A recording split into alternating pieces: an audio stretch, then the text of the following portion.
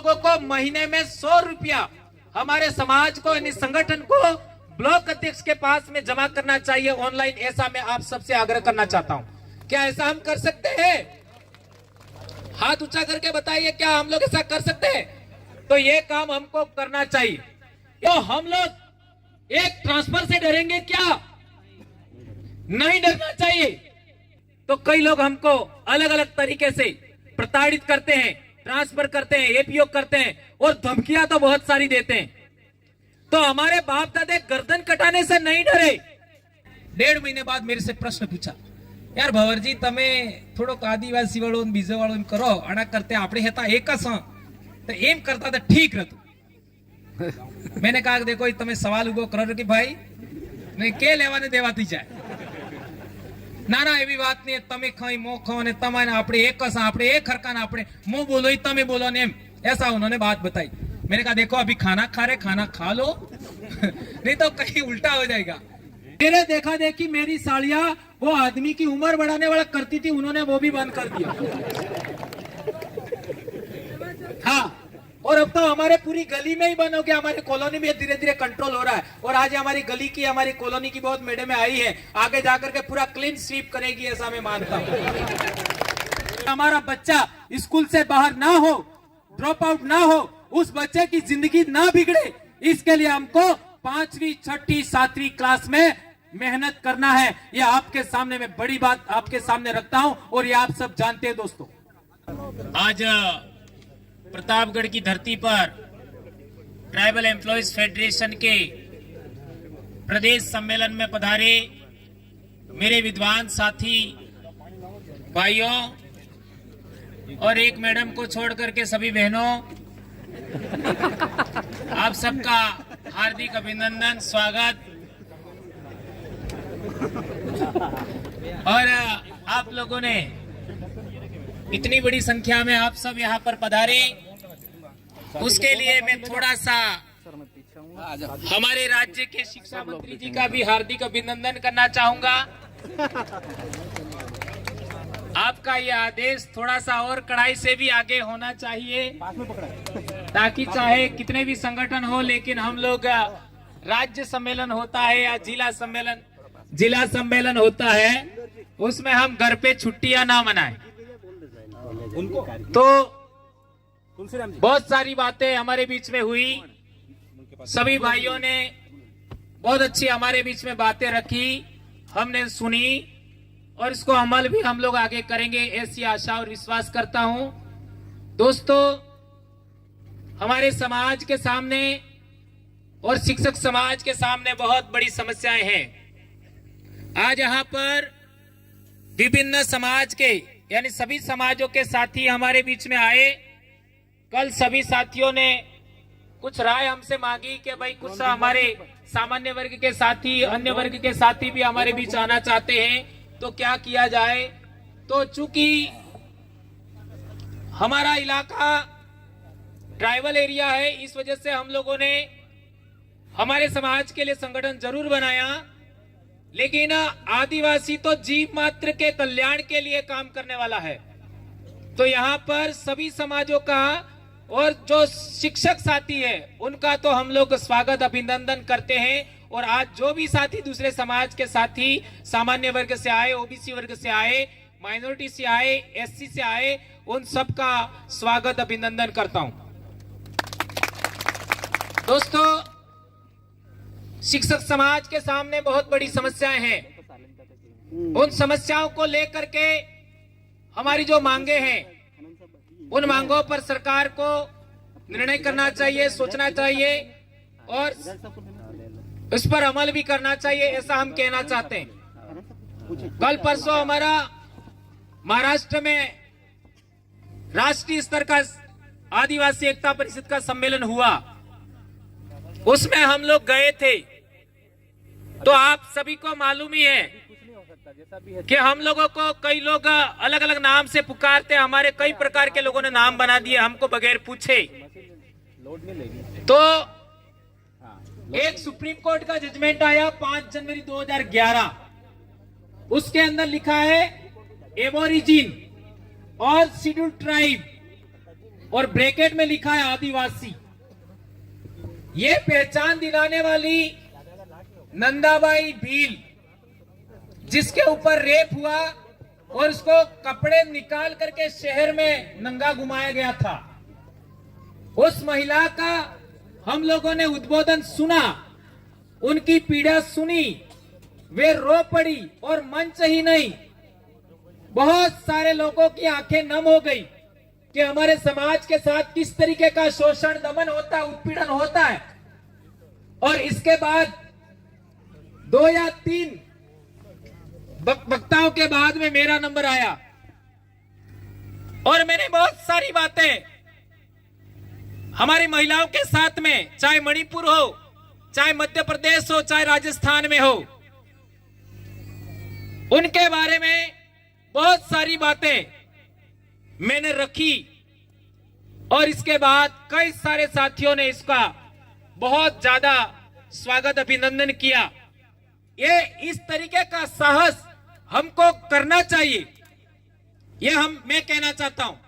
यह घटना मैंने इसलिए सुनाई कि यही हालात पूरे देश भर में हमारा समाज जहां भी रहता है, हमारे समाज के साथ में इस तरीके का होता है, तो हमको बगैर डरे साहस करके, और अपने नौकरी तो कोई लेने वाला नहीं है, ये आप समझ लें। और नौकरी मेरा जाना था तो चला जाता, नहीं गया तो आपका तो जाने वाला नहीं है, इसलिए हमको डरने की जरूरत नहीं है। और सुप्रीम कोर्ट के भी कई जजमेंट हैं, उनका अध्ययन आपको करना चाहिए। एक और बात, शिक्षा के बारे में हमारे जोधपुर के भाई हेमाराम जी ने बात बताया।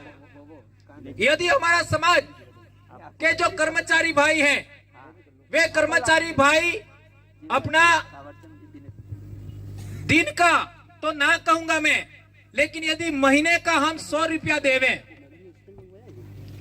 मात्र हमारे समाज की बेहतर शिक्षा के लिए, महीने का 100 रुपया हम हमारे ब्लॉक अध्यक्ष के पास जमा कराएं, तो 1 महीने में कितना राशि इकट्ठा हो सकता है एक जिले में? सोचिए।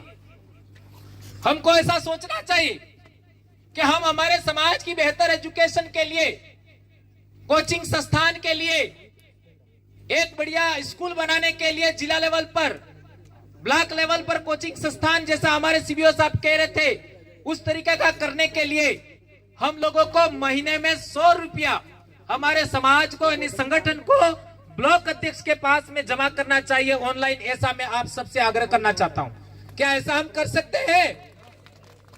हाथ ऊंचा करके बताइए, क्या हम लोग ऐसा कर सकते हैं? तो ये काम हमको करना चाहिए।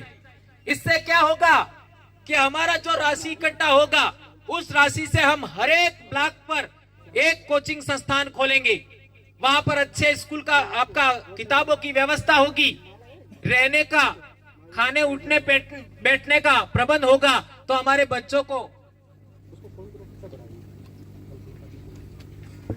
पैसा दे करके ज्यादा आपका कोचिंग के लिए ज्यादा खर्चा नहीं करना पड़ेगा और ब्लॉक लेवल पर कोचिंग की व्यवस्था होगी। और यदि हमारे पास धनराशि हम लोग अच्छा संग्रहित कर लेते हैं, तो हमको सौगंध खानी चाहिए इस मालवा की धरती, कांठल की धरती, प्रतापगढ़ की धरती, हमारे भीलों की धरती से सौगंध खानी चाहिए कि हम लोग कर्मचारी लोग ट्राइबल एम्प्लॉयज फेडरेशन के लिए के हर एक जिले में एक उच्च स्तरीय सुविधा युक्त विद्यालय खड़ा नहीं करते, तब तक हम चैन से नहीं बैठेंगे। ऐसा हम लोगों को आज संकल्प लेना चाहिए, ऐसा मैं कहना चाहता हूं। क्या हम लोग इस तरीके का सोच सकते हैं क्या? तो हम लोगों को 1 महीने में एक बार हम लोगों को 100 रुपया हमारे संगठन को देना चाहिए, तो हम लोग ऐसा कर सकते हैं, ये बात मैं कहना चाहता हूं। इसी में ये 2 काम, पहले हमको ब्लॉक लेवल पर कोचिंग का करना है, इसके बाद जिला लेवल पर हम एक बड़ा हमारा स्कूल खड़ा करें, हमें ऐसा प्रयास करना चाहिए। एक और बात, हमारे समाज में हम लोग शिक्षा को लेकर के बहुत सारी बातें करते हैं, हेल्थ को लेकर के भी बहुत सारी बातें हम करते हैं, तो कई लोग हमको अलग अलग तरीके से प्रताड़ित करते हैं, ट्रांसफर करते हैं, एपीओ करते हैं और धमकियां तो बहुत सारी देते हैं। तो हमारे बाप दादे गर्दन कटाने से नहीं डरे। हमारे बाप दादाओं ने भूख से तड़प करके किसी के दरवाजे पर जाकर के भीख नहीं मांगी। हमारे बाप दादाओं ने शरीर पर कपड़ा नहीं होते हुए भी किसी के घर जाकर के गुलामी नहीं किया। क्या ये बात सच है कि झूठ है? तो हम लोग एक ट्रांसफर से डरेंगे क्या? नहीं डरना चाहिए। हमें किसी के आगे झुकना नहीं चाहिए, किसी के आगे दबना नहीं चाहिए। हमारे 11 साथियों का एक साथ ट्रांसफर कराया था, 4 दिन में हम वापस उसी स्कूल में चले गए। पता है आपको? और उस समय हम तो 12 में आ रहे थे और हमारे एक साथी का हम जहां से आ रहे थे वही ट्रांसफर हुआ था, लेकिन हमने किसी को जाने नहीं दिया। और ट्रांसफर से डरना नहीं है, होते रहेंगे, लेकिन कोर्ट भी तो है, तो कोर्ट में जाने से भी डरना नहीं चाहिए। और कोर्ट में आप जाओगे तो आपको राहत जरूर मिलेगी। इसका हम जीता जागता उदाहरण है। एक और बड़ी बात है, जुलाई, अगस्त और सितंबर 3 महीनों में आप देखिए, जुलाई में 15 दिन तो हमारे बच्चों का एडमिशन वगैरह ही चलता है। क्या ये बात सही है? और अगस्त में क्या आता है? 15 अगस्त। तो 15 अगस्त की तैयारी हम कितनी करवाते हैं? 10 दिन तो मान लो।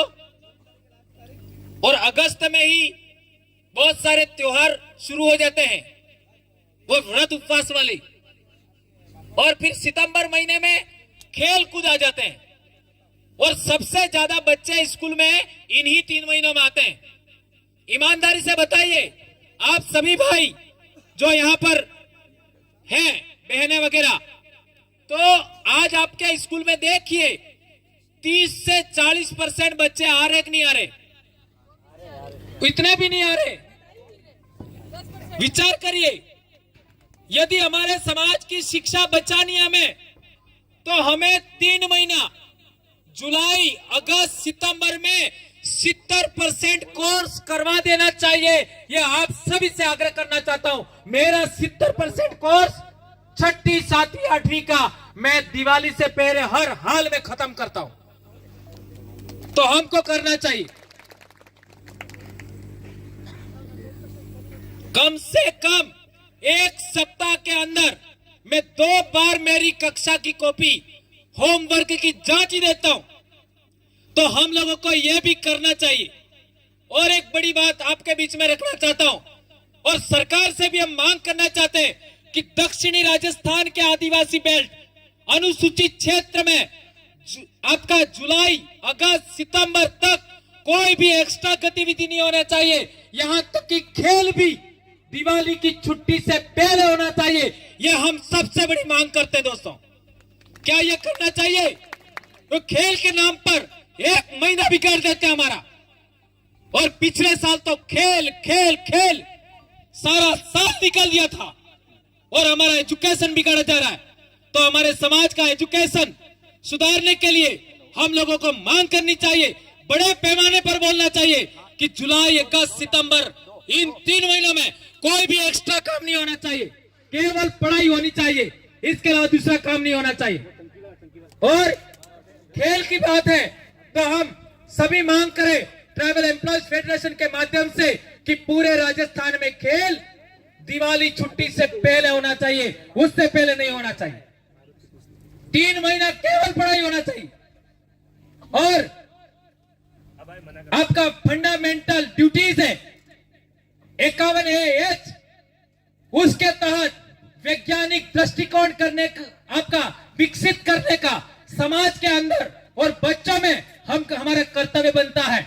यदि शिक्षक राष्ट्र निर्माण कर सकता है, यदि शिक्षक देश का निर्माता हो सकता है, तो शिक्षक का दायित्व होना चाहिए कि हमारी न्यू जनरेशन, हमारे बच्चों में, हमारे स्कूल में पढ़ने वाले बच्चों में और हमारे समाज के अंदर वैज्ञानिक दृष्टिकोण हम विकसित करें।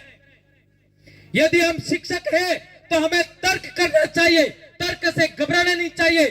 तर्क करने से हम वैज्ञानिक दृष्टिकोण विकसित करना चाहिए। और तर्क की कसौटी पर जो बात ठहरती नहीं है, प्रमाणित नहीं होती है, साबित नहीं होती है, उसको हमें नहीं मानना चाहिए। ये मैं बात आप सबके सामने आग्रह करता हूं। दोस्तों, जहां तक हमारी शिक्षा की बात है, स्वास्थ्य की बात है, हम लोग अभी आज ही हमने ऑर्डर दिया है। आज आपके इलाके के अंदर मसाले देखिए, मिर्ची आएगी, उसमें भी केमिकल आना शुरू हो गया है। हल्दी में केमिकल आ रहा है, चावल प्लास्टिक के आते हैं जानते हैं, लेकिन अभी पिछले दिनों अखबार में आया था कि आलू भी नकली आ रहा है। हमने फैसला लिया है कि हमारे लोगों को बीमारी से मुक्त रखने के लिए, निरोग रखने के लिए हम मिलेट्स गांव गांव पहुंचाएंगे। और मिलेट्स गांव गांव पहुंचाने के लिए आपको जो कर्मचारी साथी है उनको रविवार का दिन समाज को देना है। क्या आप ऐसा कर सकते हैं? रविवार का दिन समाज को देना है। हम तो कई सालों से समाज को दे रहे हैं, तो रविवार का दिन हम समाज को देंगे। ये जिम्मेदारी समाज तक मिलेट्स पहुंचाने का, मसाले पहुंचाने का। आज हमने अराकू कॉफी जो 100 रुपये में 100 ग्राम वहां मिलती है, और जयपुर में 1 कप अराकू कॉफी 150 रुपये में बिकती है, वो भी अभी यहां आने वाली है। और हमारे पास काली मिर्च तेल वगैरह आता है। तो जो आदिवासी लोग काली मिर्च उगाते हैं, कॉफी उगाते हैं, मिलेट्स उगाते हैं, राजमा उगाते हैं, हल्दी उगाते हैं, वो 100% ऑर्गेनिक हम लोग मंगवा रहे हैं। और मध्य प्रदेश के अंदर आपका अमरकंटक के आसपास बहुत बड़े पैमाने पर मिलेट्स उगाया जाता है, रागी वगैरह। गुजरात में भी है, वो भी हम लोग यहां मंगवाने वाले हैं। और पूरे देश भर में सबसे बेस्ट हल्दी कंधमाल जिले में उड़ीसा में पकती है, जो पूरे देश में फेमस है, वो भी हम लोग मंगवाने का कोशिश कर रहे हैं। ये क्यों मंगवा रहे हैं? कि आप लोगों को लगा होगा कि आज हमारे बाप दादे, जो हमारे माँ बाप हैं, वो आज भी खेती कर रहे हैं और हम तो हल चलाने लायक नहीं रहे। सही कह रहा हूं, गलत कह रहा हूं? मेरी माँ आज भी खेत में काम करती है और मेरे वाइफ कह रही है कि मेरे को तो यहां दर्द होता है, यहां दर्द होता है। मेरा बाप आज भी हल चला रहा है और मैं हल चलाने काबिल नहीं रहा। एक कितना गंभीर ये उदाहरण दिया मैंने, ये आप सबका समस्या है, लेकिन मैं किसका दूसरे का उदाहरण दूं तो बुरा लगे, इसलिए मेरा उदाहरण दे दिया। तो मेरे कहने का मतलब है, ये क्यों हुआ? हमारी श्रम शक्ति घटी, हमारा खान पान बिगड़ा, इससे हम सभी रोगग्रस्त हो गए हैं और हमारी जनरेशन आने वाली खतरे में है। इसलिए हम लोग चाहते हैं कि हम लोग मिलेट्स का उपयोग करें। आज मैंने मिलेट्स मंगवाया था गूगल, आपका अमेज़न पर 200 रुपये किलो। कोदरा आया 200 रुपये किलो, और साला कोदरा तो अपन बहुत बड़े पैमाने पर उगाते थे,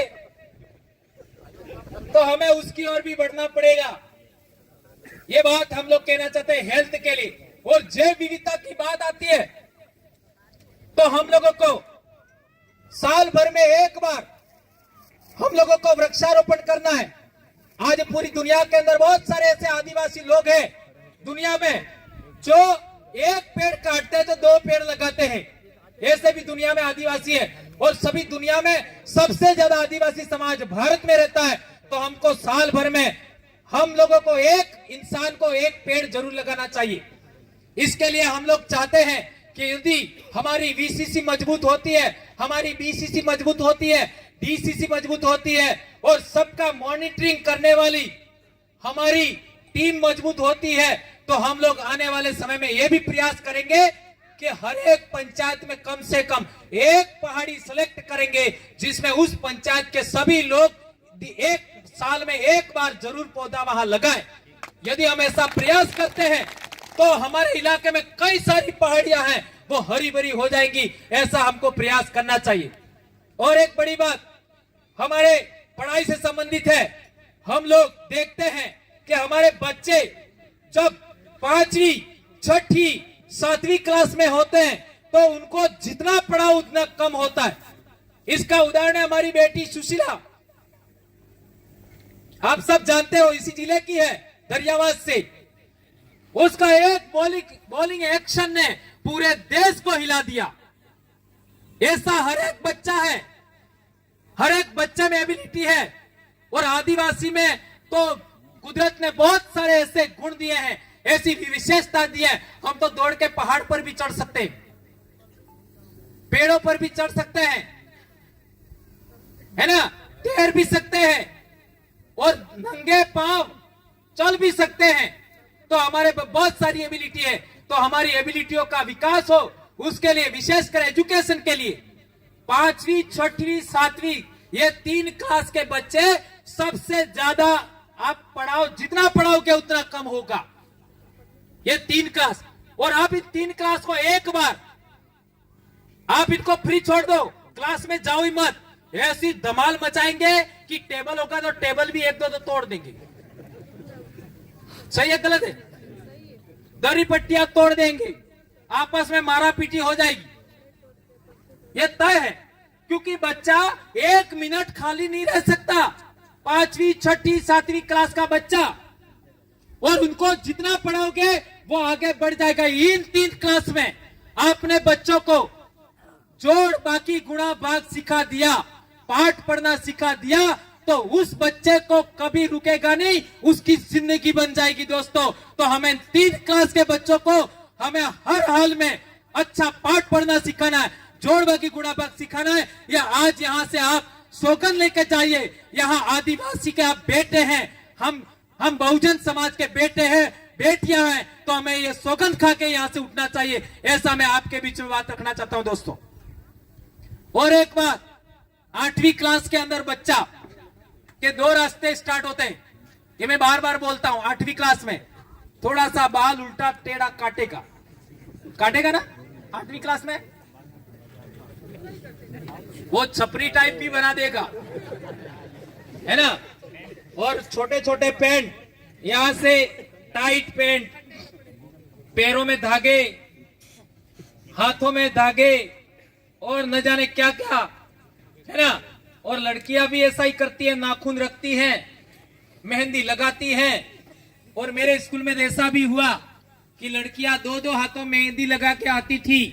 तो मैंने बोला, बेटा हमारे समाज का ऐसा रिवाज नहीं है कि कुंवारी बच्ची है वो 2 हाथों में मेहंदी लगाए। तो बच्चियों ने बात मान ली। आज की तारीख में ऐसा कुछ नहीं। मेरे स्कूल के अंदर किसी भी बच्ची का नाखून बड़ा नहीं मिलेगा।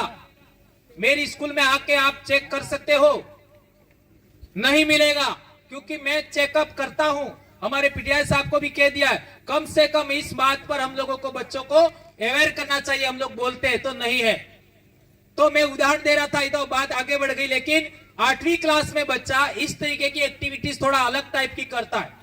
उस समय बच्चे को यदि आपने पाठ पढ़ना सिखा दिया पहले 7वीं तक, और जोड़ बाकी गुणा भाग सिखा लिया, अंग्रेजी में पाठ पढ़ना सिखा दिया, तो वो बच्चा पढ़ाई की ओर मुड़ेगा। यह आपका भी बच्चा हो सकता है, और आप जिस स्कूल में बच्चों को पढ़ाते हैं वो बच्चा भी हो सकता है। जिस बच्चे को जोड़ बाकी गुणा भाग आ गया 7वीं तक, पाठ पढ़ना आ गया, अंग्रेजी का पाठ पढ़ना आ गया, वो बच्चा 8वीं के बाद पढ़ाई की ओर जाएगा। और जिस बच्चे को पाठ पढ़ना नहीं आता है, जोड़ बाकी गुणा भाग नहीं आता है, वो जिन बच्चों को पाठ पढ़ना आता है, जिन बच्चों को जोड़ बाकी गुणा भाग आता है, जिन बच्चों को टीचर अच्छा समझते हैं, उनके सामने जो बच्चों को पाठ पढ़ना नहीं आता है वो शर्म महसूस करते हैं, अपने आप को गिल्टी महसूस करते हैं, अपना अपमान महसूस करते हैं। क्या ये बात सही है गलत है? और फिर वो बच्चे क्या करते हैं कि 1 दिन आने के बाद 2 दिन नहीं आना, और स्कूल घर से तो निकलेंगे लेकिन स्कूल नहीं पहुंचेंगे, इधर उधर भागना, और फिर छोटी मोटी उल्टी सीधी एक्टिविटी में जाना, नशे की ओर प्रवृत्त हो जाना। क्योंकि बच्चे को क्या लगता है कि यार अणासुरांते अवड़े ने मन ही नहीं अवड़तु है तो मारे हूं काम जाऊं, मेरा इज्जत जाएगा, मन ने कहा अवड़तु स्नेह हूं करूं। तो बच्चे के दिमाग में ऐसा हो जाता है, और बच्चा है उसकी एक्टिविटीज बदल जाती है। और आप लोगों ने देखा होगा हर एक स्कूल के अंदर 8वीं क्लास में 2 से 3 बच्चे स्कूल छोड़ते हैं। क्या ये बात राइट है? हर एक स्कूल में। और 9वीं क्लास में 7 से 8 बच्चे छोड़ते हैं, और 10वीं क्लास में 8 से 10 बच्चे हर एक क्लास के अंदर बच्चे छोड़ देते हैं, और यदि 10वीं पास हो गए इसके बाद बच्चा स्कूल नहीं छोड़ता है। तो 8वीं 9वीं 10वीं क्लास के बच्चों को आपको स्कूल नहीं छोड़वाना है, या फिर हमारा बच्चा स्कूल से बाहर ना हो, ड्रॉप आउट ना हो, उस बच्चे की जिंदगी ना बिगड़े, इसके लिए हमको 5वीं 6वीं 7वीं क्लास में मेहनत करना है। यह आपके सामने मैं बड़ी बात आपके सामने रखता हूं, और ये आप सब जानते हैं दोस्तों। एक और बड़ी बात, यदि हमने बच्चों को, ये दूसरी एक्टिविटीज होती है जो समाज के अंदर, क्योंकि हमारे समाज में क्या होता है, माँ बाप गलत एक्टिविटीज में शामिल है तो बच्चे भी शामिल हो जाते हैं। तो इस तरीके की जैसे व्रत उपवास वाली बातें आती है, उनमें यदि बच्चे प्रवृत्त हो जाते हैं तो इसका भी बहुत बड़ा इफेक्ट पड़ता है कि बच्चा उन मामलों में उलझ जाता है और अपनी पढ़ाई से वंचित नहीं हो जाता है। तो जितना बेहतर हो सके उतना समझाएं। मेरे घर में आप सब जानते हो कि मैं इस तरीके की बातें बच्चों की उपस्थिति में रोज बोलता हूं, तो मेरे घर में या मेरे परिवार में कोई भी व्रत उपवास नहीं है। मेरे देखा देखी मेरी साड़ियां वो आदमी की उम्र बढ़ाने वाला करती थी, उन्होंने वो भी बंद कर दिया। हाँ, और अब तो हमारे पूरी गली में ही बंद हो गया, हमारी कॉलोनी में धीरे धीरे कंट्रोल हो रहा है। और आज हमारी गली की, हमारी कॉलोनी की बहुत मैडम आई है, आगे जाकर के पूरा क्लीन स्वीप करेगी ऐसा मैं मानता हूं। क्योंकि हमारी मैडमों का या हमारी बहनों का, हमारी खुद की गर्दनियानी है, उसकी भी उम्र बढ़ने वाला यदि कोई व्रत हो तो ठीक है यार, अपने अकेले का क्या करना है। मैंने यही उदाहरण दिया था मेरी मैडम को कि मेरे को कुछ नहीं होने वाला, तू छोड़ दे, तो छोड़ दिया। ये कुछ हो भी नहीं रहा है तो आपका भी नहीं होगा। इन चीजों में ये आपका मजाक टाइप में मैंने बात करा, आप लोगों का थोड़ा सा आनंद या क्या कहे, आपकी मनोरंजन हो जाए। तो ये उदाहरण मैंने क्यों दिया, ये इसलिए दिया कि ये एक उदाहरण दिया, इसमें दूसरी बहुत सारी बातें आप समझ सकते हैं। इसकी वजह से क्या हो रहा है कि हमारे बच्चों को क्या लगता है कि एकांड करूंगा तो पास दूंगा। मेरे भी ऐसा दिमाग में हुआ था, 9वीं क्लास में था, नहीं किसी ने पकड़ा दिया 9वीं क्लास में कि एकांड करूंगा तो असल नंबर आवे। अब ये उस समय इतना अकल तो था नहीं, अब ये शुरू कर दिया। अब शुरू कर दिया तो चलो, वो कैसे भी किसी ने बता दिया, शुरू कर दिया, इट्स ओके। लेकिन आगे बढ़ते हुए हमको बात समझ में आई कि पढ़ने से ही, समय देने से ही, रुचि से ही और आसपास के एनवायरमेंट से प्रभावित हुए बगैर आप एक जगह बैठ करके एकाग्रता से पढ़ाई करोगे तो ही सफल हो सकते हो। ये बात आज साबित हो गई है दोस्तों, ये बात ध्यान रखनी होगी। किसी भी इस तरीके की एक्टिविटी से नंबर नहीं आते हैं, पास नहीं होते हैं, तो यह हमारा दिमाग चेंज करने के लिए लोगों ने ऐसा बोला। हम पढ़ाई की ओर हमारा ध्यान नहीं लगाए, किताबों की ओर हमारा ध्यान नहीं लगाए, हमारी रुचि बदल जाए, हमारी एकाग्रता भंग हो, इसके लिए लोगों ने ऐसा हमको पाठ पढ़ाया। उससे हमको उबरना चाहिए और हमारे बच्चों को बार बार बताना चाहिए कि हमें पढ़ना है। और पढ़ना भी क्यों है, हमारे आने वाली जनरेशन के लिए, हमारे समाज के लिए, हमें इस देश में वापस मालिक सिद्ध होने के लिए, जो 5 जनवरी 2011 सुप्रीम कोर्ट के जजमेंट ने कहा, वो साबित करने के लिए इस देश का वापस हमारे बाप दादाओं की तरह हुक्मरान बनने के लिए हमको पढ़ना है। और हमारे हक अधिकार सुप्रीम कोर्ट के जजमेंट लागू कराने के लिए हमको पढ़ना है। ये बच्चों को हमें बार बार सिखाना है। और संविधान की प्रस्तावना के अनुरूप हमारे स्कूल का वातावरण होना चाहिए, ऐसा मैं आप सबसे आग्रह करता हूं। और दोस्तों, कम से कम हमारे बच्चों को 3, 4, 5 पीढ़ी के माँ बाप का भी नाम याद होना चाहिए।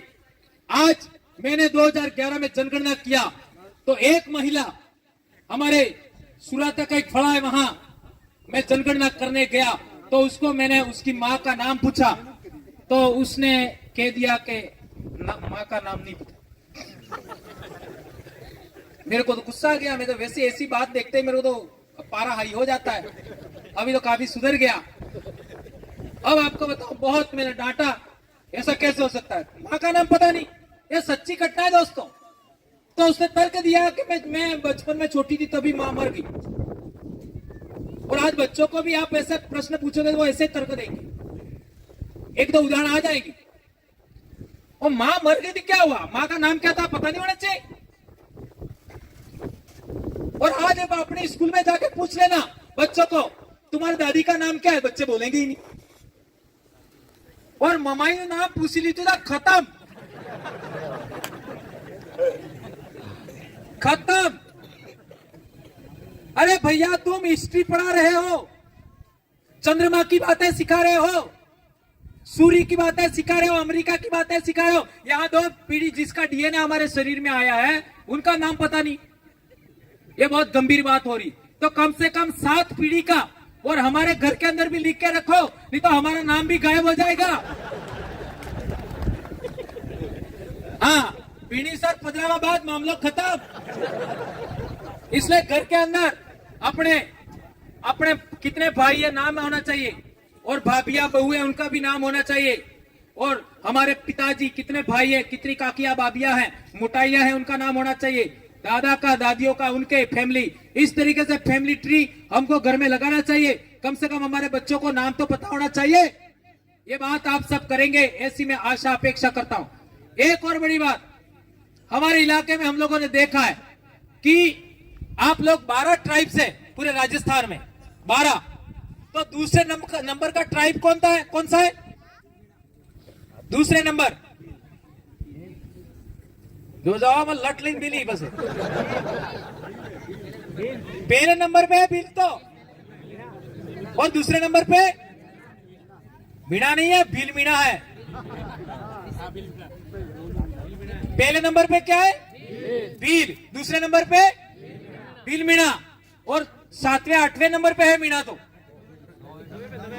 90 पे मीणा है, और दूसरे पे पहले नंबर पे क्या है? भील। दूसरे नंबर पे भील मीणा, और 90 नंबर पे मीणा। तो हमारे दक्षिणी राजस्थान के लोगों को भील मीणा लिख देते तो भी थोड़ा कुछ बचाव होता। समझ में आया क्या कहना चाहता हूं मैं?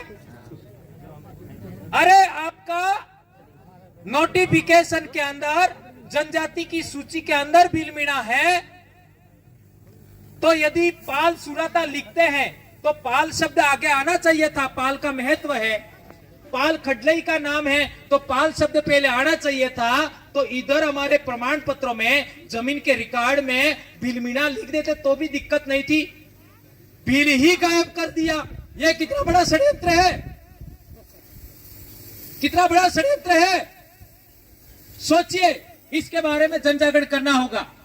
और एक बड़ी बात, हमारी देश की मातृभाषा कौन सी है? मातृभाषा हिंदी, बराबर है? मातृभाषा देश की, राजभाषा जो भी हिंदी है ना, हिंदी।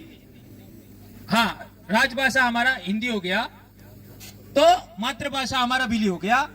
तो मैं उदाहरण से समझाना चाह रहा था कि भीली आपका हिंदी के अंदर अरबी भाषा के शब्द भी हैं, हिंदी के अंदर फारसी भाषा के शब्द हैं, हिंदी के अंदर तुर्की भाषा के शब्द हैं, हिंदी के अंदर पश्तो भाषा के शब्द हैं, और ये सभी भाषाएं विदेशी हैं।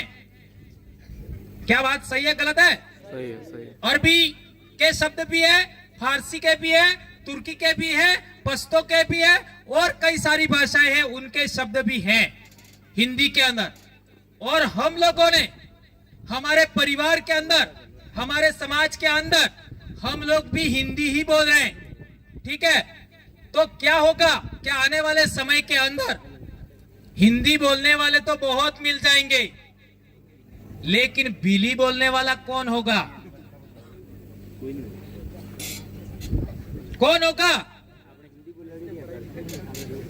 हिंदी तो सब बोलते हैं, अंग्रेजी सब बोलते हैं, लेकिन भीलों के अलावा भीली कोई बोल सकता है क्या? एक छोटा सा उदाहरण देकर के मैं अपनी बात समाप्त करूंगा। मेरे को एपीओ करके निलंबित करके उदयपुर भेजा था 17 में। तो वहां से हम लोगों को 6 महीने बाद कोर्ट में जाने के बाद हमको झांकरी भेज दिया, आसपुर और सागवाड़ा के बॉर्डर पर। तो वहां हमारे एक शिक्षक साथी थे सवर्ण समाज से, बेचारे 1.5 महीना तक उन्होंने मेरे सवाल नहीं किया, लेकिन बड़ी साहस जुटा करके उन्होंने 1.5 महीने बाद मेरे से प्रश्न पूछा, यार भंवरजी તમે થોડોક આદિવાસી વાળો ને બીજો વાળો કરો આના કરતે આપણે હેતા એક જ તો એમ કરતા તો ઠીક રહેતું। मैंने कहा देखो તમે સવાલ ઉભો કરો કે ભાઈ ને કે લેવાને દેવાતી જાય, ના ના એવી વાત નહીં, તમે ખાઈ મો ખાઓ ને તમારે આપણે એક જ આપણે એક હરકાને આપણે મો બોલો ही તમે बोलो ने, ऐसा उन्होंने बात बताई। मैंने कहा देखो अभी खाना खा रहे, खाना खा लो नहीं तो कहीं उल्टा हो जाएगा। तो ना ना फिर वो बेचारा क्योंकि चाहता था कि वो इसका वास्तविकता क्या है वो भी समझना चाहता था, तो साहस जुटा करके उसने बोल दिया। मैंने कहा कि दाल एम बोलो, तो उन्होंने बोला दार। रूपालो एम बोलो तो रूपारो, और एम बोलो तो एम के पेलो और एम। तो हमारे एक डोडियार करके मार साहब थे, उन्होंने कहा अरे परमार जी ये गलत बोल रहे, तमे ओळखोन या और एम कहीं है ना, गोल एम को तो गौर एम कहेगा। तो फिर आपका मैंने कहा कि देखो ये डोडियार जी ने पकड़ लिया कि आपकी बोली अलग है, मेरी बोली अलग है, आपकी बोली वागड़ी है और मेरी बोली भीली है। समझ में आ गया? ये मैंने उदाहरण दिया तो बेचारा ढंग से खाना भी नहीं खा पाया। 2 दिन बाद कहे यार भंवर जी कुछ तो गड़बड़ है। तो मैंने कहा कि आपकी नाक देख लो, आपकी कपाल देख लो, आपकी भौहें देख लो, वो भी हमसे मैच नहीं कर रही है। अब आप लोग तो मुझे महीने में एक बार फोन करते हो नहीं करते हो, 4 साल हो गया वहां से ट्रांसफर हुआ हूं, लेकिन 15 दिन में फोन जरूर आता है मेरे पास और मेरे से बात नहीं करता, तब तो वो व्यक्ति थोड़ा सा मायूस रहता है। तो मैं इसी उदाहरण से एक बात ये समझाना चाह रहा था कि हमारी भीली बोली का शब्दकोश हम लोगों को सब भाइयों को मिल करके तैयार करना है। आज से सौगन खा के जाइए दोस्तों। 1895 में एक अंग्रेज ने भीली बोली का शब्दकोश तैयार किया और व्याकरण तैयार किया, वो हमसे छुपा के रखा था।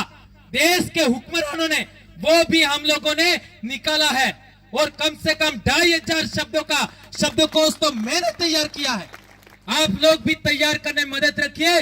और अभी नई शिक्षा नीति के तहत अभी जो स्कूलों में 1 से 5 का पाठ्यक्रम पढ़ाने की बात हो रही है, हम सब मिल करके भले गवर्नमेंट कुछ भी लागू करे और हमारा इंक्लूडेड टेप के द्वारा जो आपका डिक्शनरी तैयार होगा वो हम सरकार को पकड़ाएंगे कि इसके आधार पर 1 से 5 तक हमारे बच्चों को पढ़ाया जाए, पाठ्यक्रम बनाया जाए। 2016 में हम बोलते थे तो लोग कहते थे कि युग तो अंग्रेजी का आ गया, ये पीली की ओर लेके जा रहे। आज वो लोग मुंह छुपा के घूम रहे कि इनकी मांग सरकार ने मान ली। अरे भैया, किसी समाज की सबसे बड़ी आइडेंटिटी ही बोली होती है और भीली बोली के आधार पर ही भीली संस्कृति को समझ सकते हो। अरे तमे दवाखाना गोली नहीं खादी वे, इंजेक्शन नहीं खाधु वे, आपका बोतल नहीं चढ़ाया होगा, अना पहला तो तमार माथे डोरी भरजिया है हिनी लेमड़ानी आकड़जानी डोरी फर्जिया ने अगरबत्तियां फर्जिया है। ई कणी बोली मतो बीली में तो तमारे बाप दादा तमार थकी तो पेला मोरे जाता जाए ई हरती कनेक्ट थाएगा हे એટલે वर में एक फरो पेलो थोड़ा वाळू जरूर करजो नहीं तो तमने कौन पानी पा है। हमारे बाप दादा ने एक रूढ़ी प्रथा है कि हमारे बाप दादा जी मरी गया, ये हमारे आसपास हवामान में रहे और वर में एक फरो पानी पीवा आवे, वर में एक फरो खावारू आवे तो अड़ने भोग लगावजो, सौदे ने दाड़े ઠીક હે નહીં તો આપણે ભૂકચાર રહ એટલી વાત કહીને कड़क बातें मारी हमली कुछ बातें उल्टी सीधी इधर उधर हो गई, लेकिन वो एजुकेशन के लिए थी और वो बहुत बातें जरूरी है मेरे भाइयों, क्योंकि इसका इम्प्लीमेंट हमने करके देख लिया और इसका सकारात्मक रिजल्ट आ रहा है। तो हम सब लोगों को मिलकर काम करना चाहिए और आज से सौगंध खाइए। ये जितने भाई सुन रहे हैं, आज के बाद हम रविवार का समय हमारे समाज को देंगे, ठीक है? ये सौगंध खा के जाइए और जितना हो सके, कोई जरूरी नहीं है कि हम जो काम करते हैं उस तरीके से आप लोग भी काम करें, जरूरी नहीं है, परिस्थितियां कुछ हो सकती हैं, लेकिन हम लोगों को जितना अच्छा हो सके हम लोगों को काम करना चाहिए। और हमारे अंदर मुख्यमंत्री जी ने, अरे आपका शिक्षा मंत्री जी ने एक आदेश भले मौखिक या लिखित जो भी डाला, तो हमारे अंदर थोड़ा डर निकल गया। तो आगे से इस तरीके का डर हमारे अंदर कहीं किसी कोने में छुपा भी है तो वो निकाल देना, और ऐसे डर नहीं निकले तो ऑपरेशन भी करवा सकते हो। आप सबने मेरे को सुना, धन्यवाद। जय जोहार, जय आदिवासी, जय बिल प्रदेश, जय भारत, जय संविधान। धन्यवाद दोस्तों।